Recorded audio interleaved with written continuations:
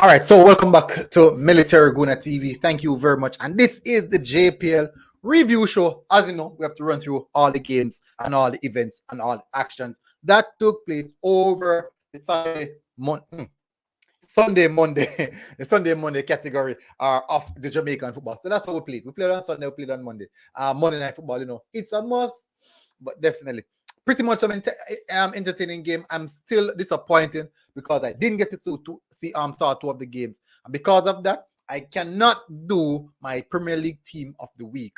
It would be unfair of me to not involve those players that I didn't get to see, and you could have a player that maybe had the best game for the entire weekend out of all the other teams, and because I did not see those games, he didn't get the opportunity to be in the team. So that would be very much unfair of me. So I want to give everyone that equal opportunity of being the team. So I definitely won't give you guys a team of the week this time around. So hopefully you guys do understand with that. And I do apologize on that basis. So that's how it is sometimes. Anyways, let's get into the details. Let's go, people. Smash the like button, hit that subscribe button, and also go over to our socials, as you can see right here, at Twitter, Military Guna, and also on Instagram at military.guna. So you get consistent update, 24/7 update. I think you guys would love that. And not 24, but consistent updates. But anyways, let's get straight to the meat of the matter. Let's get to the deal. Let's talk about the games that played over the weekend. But I will only discuss games that I saw. So let's have the game, the team sheet, the match day sheet up. This is from the Premier League. I know most of you guys definitely understand that. As you can see, first game kicked off was Dunbeholden versus Mobe. This is one of the games that we didn't see, didn't get any information on that game in particular.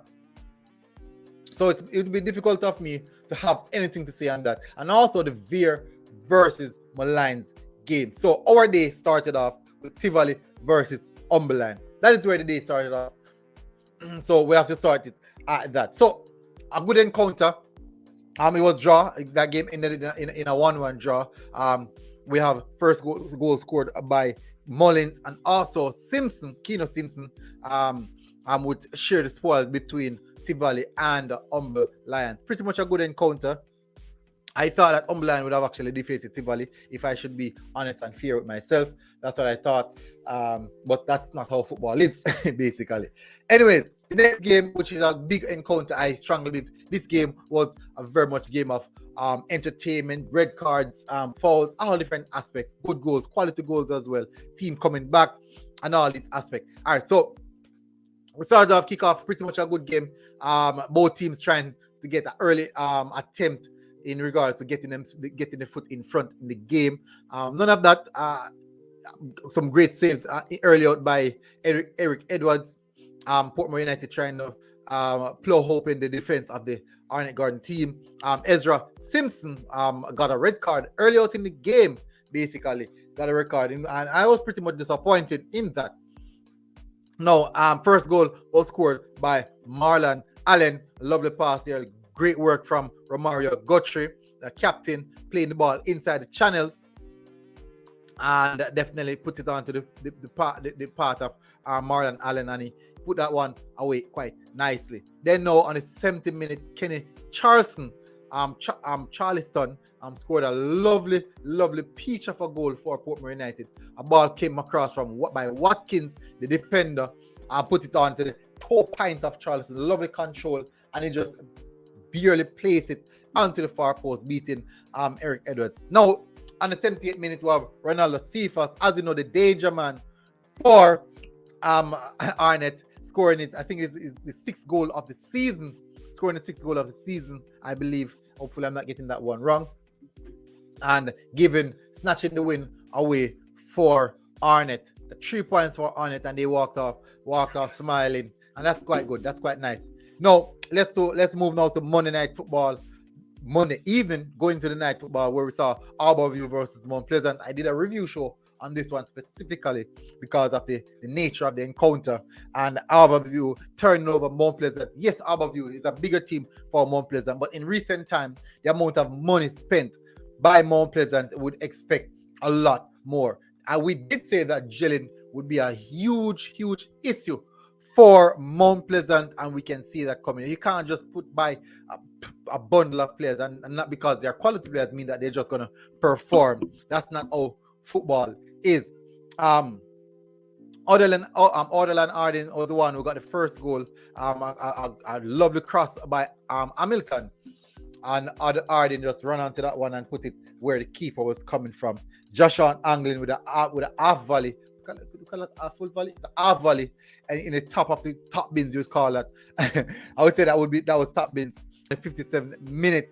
Then now closing out the show, Trayvon Reed 1v1 with the defender, putting the defender to one side and barely placing it in the far corner quite nicely, and that's a 3-0 in favor of Harbour View.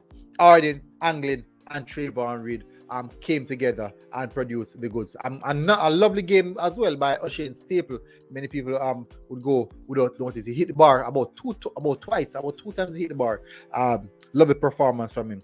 Then we have Waterhouse versus Cavaliers, the big encounter for the Monday Night Football. And I'm wondering, wow, game 5-goal thriller. 5-goal thriller. Colin Anderson starts it off early for Cavaliers.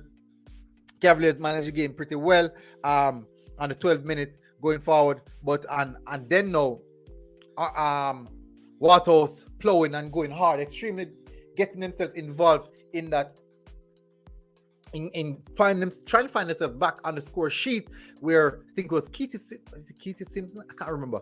He hit that one.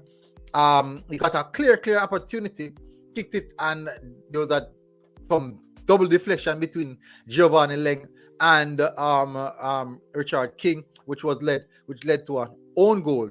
Then now Javon James for Waterhouse on the 45th minute, I think at the time.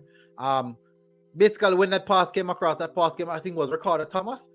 He whipped that cross, whipped that pass across, and whipping the cross to Javon James. James alone in no man's land inside of the 18-yard box unmarked, and he put it away nicely. So Waterhouse going to the halftime leading a goal ahead in regards to the score sheet. Now coming out in the second half, early out, Denard Thomas finding one in the 67th minute to solidify Waterhouse victory. And at that point in time, Waterhouse was sailing. Then Cavaliers made a few changes where Gallard or Irvin came on and secure another one. Pretty much a tame shot, but it beats the keeper. And he kicked about 3 tame shots.